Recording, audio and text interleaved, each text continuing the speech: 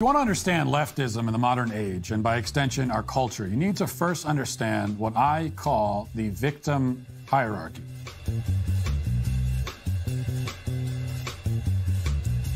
If you understand the victim hierarchy, you understand everything. And so you need to understand how it works. So we're going to run through it today, this kind of tutorial, which will tell you everything you need to know about leftism and about our culture by extension. Now, the victim hierarchy is a pyramid. You could also call it the victim pyramid, VH or VP, it's up to you. At the base of the pyramid, you have white men. That's the lowest ranking. They cannot be victimized by anyone, and yet they victimize everyone else. What you have to understand is that victimization flows up on the pyramid, so it's a little counterintuitive. The higher you are on the pyramid, the more victimized you are, and yet the more powerful you are. Summed them up right? I mean, I show you examples of this already, right? If you're a white man, you're, the worst thing since sliced bread. You're the worst thing since the devil, essentially. You probably are the devil, right? You're the most dangerous animal on the planet, according to woke movies catering to black people, right? And it's because of this victim hierarchy. This is the left's, like, it's funny how a lot of the leftists will be Marxists, and they say, "Oh, we are not classists. We want to destroy what was it? The hierarchy, the class of people. We want to break down classes, right? The working class, whatever." But the most prosecuted people is a contradiction. It's a reversal. Now it's white people. If you're a woman, you can get away. Oh, I'm a woman. But white man, you kind of left out. Craziness. It's crazy how we have come full circle culturally to the point where there was a time period before Obama, racism was on its way out. And then after Obama got in, then he put in the federal, whatever, all these woke professors started cramming up this ideological tilt. And in 10 years, boom, different America. Younger people coming in. And you see the young people coming up now, 18 to 24, believe that white people are oppressors. Oh my God, wait until they get older. Wait until they start getting into positions of power. The discrimination will be even worse. And all this because of this ideology of hierarchy. This is discrimination, bro. Like, hey, because of your skin color, you have the same actions that's done to you is not perceived the same as if it was done to another of a different race. Imagine that. And this is why I think segregation is going to come back. We're progressing towards regress. Like, we are regressing as a culture because of this ideology. And there's people on the left that think this is progress. We're literally dividing people based on their identity. And we think this is going to be progress. We think no negative ramification is going to come out of this. At least if you're on the left, you don't think so. This is only going to perpetuate more racism. But I digress. I rambled too long. Now, next you have white women, and they're still pretty low on the ranking, but they can at least be victimized by white men. So they have one victim point. Victim points are determined by how many other groups can victimize you. So you can tally a group's victim points simply by counting how many groups are underneath them on the pyramid. It makes it very easy to do. Now, flowing up from there, right above white women, we have disabled people. Now, this is a large category, and it's, in fact, getting larger by the day because what counts as a disability keeps expanding by the day. But, of course, there are just like the classic disabilities we all recognize: blind, deaf, wheelchair-bound, etc. And these are going to kind of be the anchor points for the disabled category of the victim pyramid. Now, these people are group 3, and so they are automatically victimized by the 2 groups below them, which gives them 2 victim points. Next, and this gets a little confusing, we have fat people, the obese. Sometimes obesity is counted as a disability, sometimes it isn't. But which we noticed with the airplane, the Southwest Airlines airplane video that I did, where now there's a customer of size thing, and it's almost you giving special consideration for someone based on how they chose to be in a way, right? You may not have mean to be fat, but your actions, like your fatness, is a result of your actions and behaviors. You didn't control how much food you ate. You controlled how much exercise you do in a day. You chose not to do it, and that was the result. Your body. You're 200 pounds. You're taking up 2 seats. And now airplane companies are expected, because, fat people on TikTok, these traveler influencers on TikTok complain so much, these companies finally cave, and they created policies where they can take an extra seat for free. And there's going to be negative ramifications for everyone. You inconvenience other people. Tickets may be more expensive to account for the event that so many fat people go into the airplane and they take a lot of unused seats. They don't care. Fat people are like, I want to feel comfortable being the way that I am. And this is why I say shame needs to come back. Shame is an incentive, just like praise is an incentive. Whatever you praise, you get more of. Whatever you shame, you get less of. And I think we will benefit as a society, especially in America, with a 41% obesity rate. We can benefit a lot by starting to shame some of this negative behavior because it doesn't look good on us as a culture, right? We got we got these people who feel entitled for the world to change and not themselves. These people believe the world should change and not them. When I grew up in a time where they say, if you want to change the world, you must first change yourself. But now those people don't believe that. If you want to change the world, you must change the world first, then yourself. It's crazy. But I digress. This is the victim hierarchy. So you saw it. Fat people, kind of disability, kind of above, whatever. They fighting for it, but they're oppressed by white people, white women, whatever, right? White men, white women. You see the hierarchy here. So you saw them on the lower podium, but you know, transgenders at the top, obviously, because they're demanding all of society to conform to their views. And you see the kind of incentive we're building in our society now. You see why transgenderism, LGBTQ, there's a social contagion. Why more liberal areas tend to have higher LGBTQ people and LGBTQ kids than more conservative places. It's something that is taught to these kids. Kids are being taught to be this way, or influenced to go down this life path and try to identify with that movement. Because as a kid, to me, if a kid's under the age of 11, I don't believe kids have sexuality like that. So an identity based on sexuality, I don't think it's a genuine condition for kids. I don't believe in LGBTQ kids because I'm like, yo, you're not sexually active. How you know what that is? Unless someone put that idea on you. That's why conservatives tend to say groomer. Oh, you're trying to groom my kids because you're trying to give him suggestive programming. That's why we don't like LGBTQ theme books in our schools. And it's our right as parents to filter out things that we don't feel comfortable our kids reading. But liberals want to sit here and cry, oh, no, they should read this. Okay, have your own kids to read it. Oh, wait, you don't. You try to have our kids. And that's the problem. You can't have your cake and eat it too. You don't want kids, but you want to sit here and dictate to conservatives what they should do with their kids. What education and what materials their kids are exposed to. You want to dictate that. This is the problem with liberals. But I digress. Let's get back into the video. The group is large enough, no pun intended, that it needs its own category. And the plus size community has been sort of climbing the hierarchy in recent years, which has been really good exercise for them. Now, the obese have 3 categories below them, which means that they have 3 victim points. Now we get to the part where the rubber meets the road. What is called our premium victim categories, PVC. Now, at this stage, every victim point is multiplied by 2.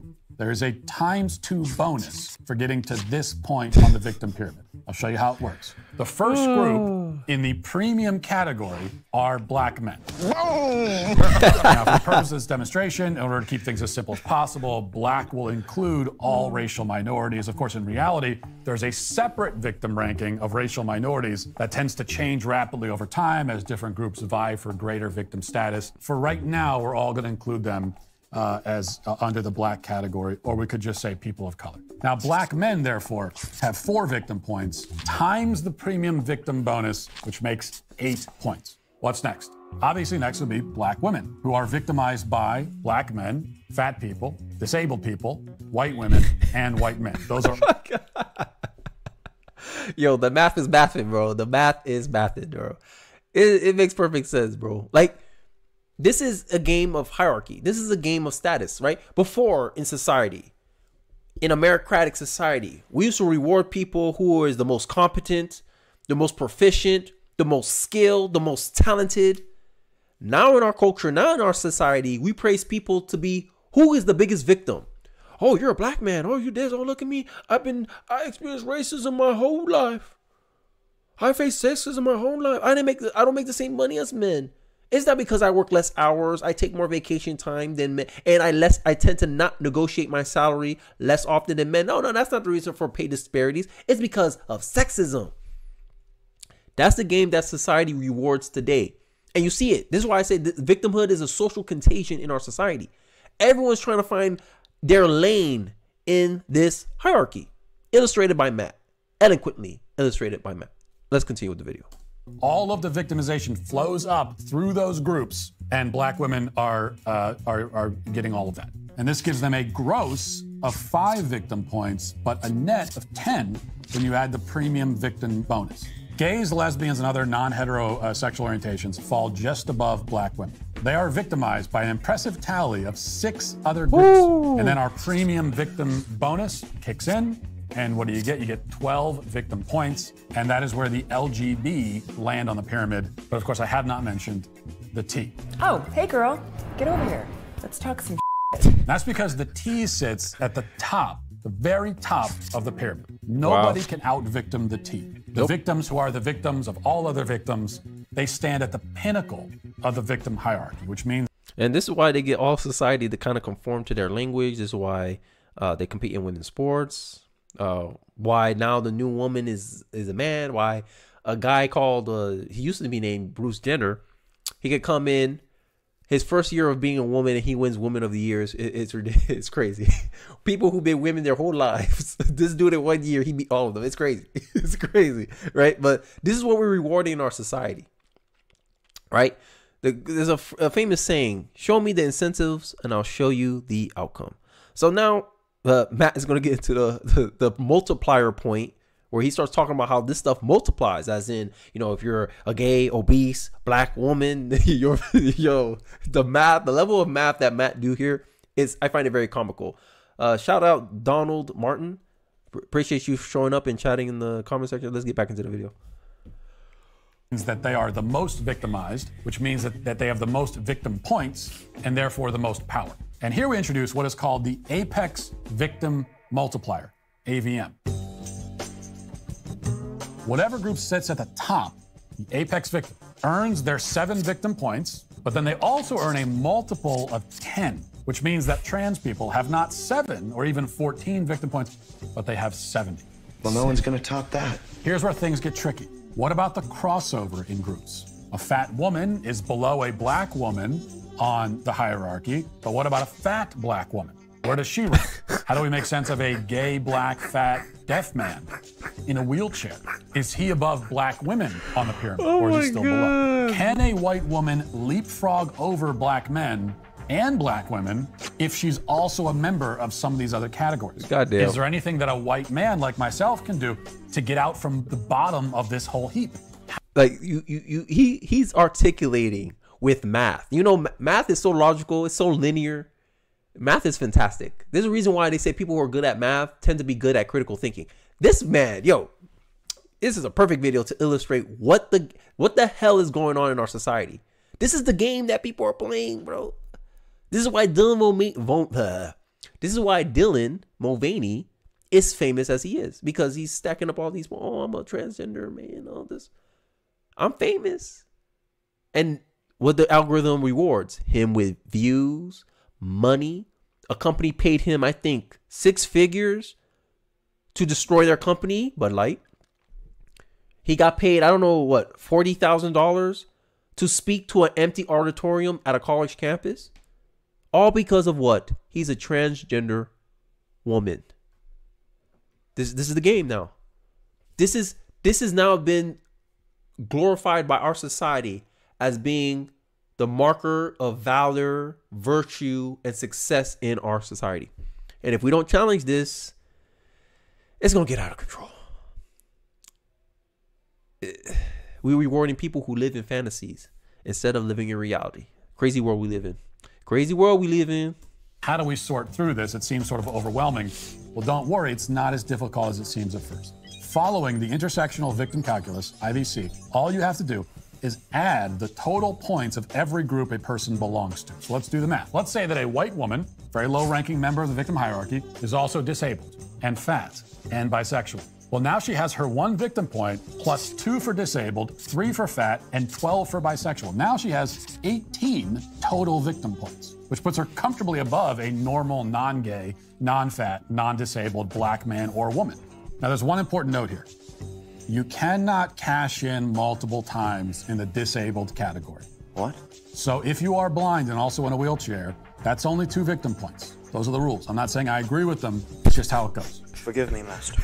You may have noticed that because of the apex victim multiplier, no non-trans person can get anywhere close to the trans victim point tally. Trans will always remain the top victim, which means that even that lowly white man all the way at the bottom with his 0 victim points, even he can easily rocket all the way to the top just by coming out as trans. A black man who has done a lot of work to become fat and gay and everything else, who has secured a position in 4 or 5 other categories, will still have to bow before the white man as the top victim if he, the white man, simply identifies as a woman. Now, Matt just illustrated the Victim Olympics. The Victim Olympics is something that I think was coined by Vivek Ramaswamy on his when he went on a show with Bill Maher. Well, not Bill Maher. Yeah, it was Bill Maher. I reacted to the video, and Matt just with math. Oh my God, perfect. I think this is a video that is required watched by everyone, so everyone understands what the hell's going on here. That he just illustrated the Victim Olympics. The game that they're all trying to play. It's calculated. That's why when some people saying, yo, I don't think so, you're like, you see it. It's trendy to be transgender. Why? Because you get these, he called it victim points, but I call them social points. That's a social credit. Social credit score. Hey, I'm this, I'm that. As a blank person, people give you, I guess, some type of, I want to say fame. They give you some type of recognition for that. Oh, you're a black woman. Oh my God. I know how much you had to fight to get to this position. Oh, people bend over backwards because you're perceived higher on the victim hierarchy. And that's what people want. It's in our nature. We want recognition as a human species. It's in our nature to want validation, status, recognition, fame. And if someone told you, hey, if you play this victimhood game, you can require all that. Bruh, is it any surprise why the younger you go, the more prominent this stuff is? How our youth is what, 20% of Gen Z identify as gay, LGBTQ, or trans? Is it any surprise? This is what society has shown the young people. This is what gets you validation. This is what gets you recognition in our society. And it's up to us to push back against this stuff, bro. Or else we won't have a normal future, bro. We won't. We got to fight for the future. And to fight for the future, you had to fight for your culture. I digress. Let's say the black man comes out as a woman. Well, then he, once again, is going to be above the white man in the trans tier. Although trans is at the top, that category is itself subdivided depending on the race, weight, disability status, etc. of any individual trans person. This does get confusing because the trans victim subdivisions follow the same logic as the overall victim pyramid, except that trans women who are actually male slide in above trans men who are actually female. What? On the broader pyramid, being female buys you points, right? Oh my God. But once you make it into the top echelon, the trans tier, being female makes you male, which subtracts your points. So a black woman who comes out as trans will now be below a black man who comes out as trans as the sexes have switched. What this means is that if you want to build the uber ultimate unbeatable victim, the emperor of the whole victim pyramid, you need to start with a black man. That's going to be the best canvas upon which you can paint. That said, black men have the biggest potential to be victims in our society. What the hell, bro? Yo. And I could legitimately believe that there's some I mean, there's been stories where a couple came out and the dude was like, oh yeah, I'm a man, I'm a woman in the relationship. No, he was like trans masculine. I forgot. This black guy, he was dating some white girl, and the white girl says, oh, I'm masculine, I'm the masculine one in this relationship, and the guy was like, no, I'm the feminine one in this relationship. And everyone kind of exposed them as, no, you guys are doing this for clicks, for views. I can see someone masterminding trying to do this though. I'm just saying, like, I mean, nothing surprised me in our culture today. because it seems like a lot of people are willing to do a lot of things for attention. I'm not willing to sell my dignity for attention. I'm sorry. I'm going to sit here and talk on this microphone. I don't care if you told me, Kitty, you wear a dress. If you act like a female, you will get 100,000 views on your video. I'm not going to do none of that. I was like, nah, you either come here to listen to my voice, hear my opinion, hear my thoughts and perspectives, or you don't watch the video. I'm not going to sit here and make a mockery of myself, but that's values that's passed down to me. Younger kids ain't going to see it the same way I do. This is why I said when they doing stuff in the culture, it's not necessarily to influence us, right? When they push dinks, sinks, they're pushing all these concepts online. They're not necessarily targeting us. They're targeting younger people, like 11-year-olds, because they're more impressionable than us adults. That's who they're really after. And that's why I say parents apart. This is, hey, look, this is, you don't have to take this advice. This is my unsolicited parenting advice as a parent. My kid's not getting no social media. I'm sorry. They're not getting no smartphone from me. I'm sorry. Nope. Son, if you're watching this years from now, no iPhone for you. No Android for you. No smartphone for you. That's going to be my policy. And oh, Kenny, how can you stop that? Who's going to buy it for him? I'm not going to accept any presents. I ain't going to accept no technology. The only computer access he's going to have is this laptop right in front of me. That's it. That's the only thing he's going to have access to. Because social media, I think, is the biggest. It's almost like a virus. It's a contagious virus. Social media opens you up to bad ideas, and that can contaminate the mind of your children who are unprepared, who don't have the mental immune system to counteract what they observe online. They're not mature enough. That's the quick answer of that. The video is almost done, so 30 more seconds, and then we'll wrap up with my final thoughts, and let's get back into it. Ain't the ultimate victim. With that building block, you can assemble a victim who is more victimized than any other victim. So if you are therefore a straight black man of average weight and physical capability, you may only have a few victim points, but if you dream big enough and put in the work, you could be the greatest victim of all. Remember, I didn't make these rules. I'm only here to tell you what they are. And well, there they are. That was a masterful video from Matt Walsh. I think that was the best illustration of the victimhood Olympics ever. I think there would be, this is pretty much sums up exactly the game that's being played in our culture today. But, I digress. I hope you guys enjoyed the live stream.